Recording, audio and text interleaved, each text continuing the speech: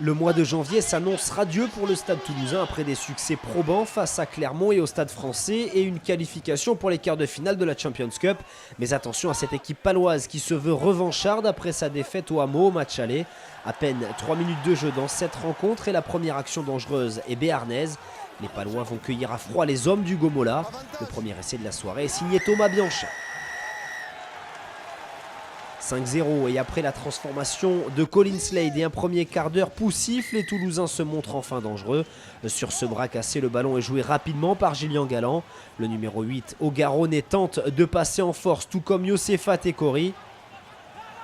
Dans la foulée, Marquez libère vite son ballon et 2 passes plus loin, Paul Pérez est à la conclusion. Sur le ralenti, on peut apprécier la puissance des avants toulousains et la bonne vision du jeu de leurs 3 quarts avant la conclusion de l'ailier samoan.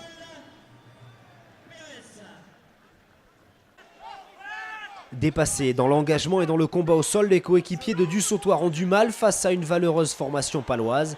Sur cette chandelle, Médard, déjà fautif sur le premier essai palois, manque le ballon. Sans briller, la section se nourrit des erreurs toulousaines pour inscrire 5 points supplémentaires. L'essai est signé Julien Fuma. À la mi-temps, la section mène logiquement de 10 points. En seconde période, le scénario est identique. Le Stade Toulousain tente d'imposer le rythme mais multiplie les approximations.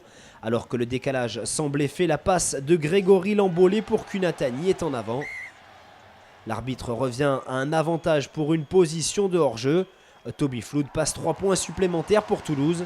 Insuffisant face à une valeureuse équipe de Pau qui s'impose à Ernest Vallon 10-20 après une dernière pénalité. La section se rapproche des 6 premières places. Le Stade Toulousain termine pour sa part son mois de janvier sur une bien pâle copie.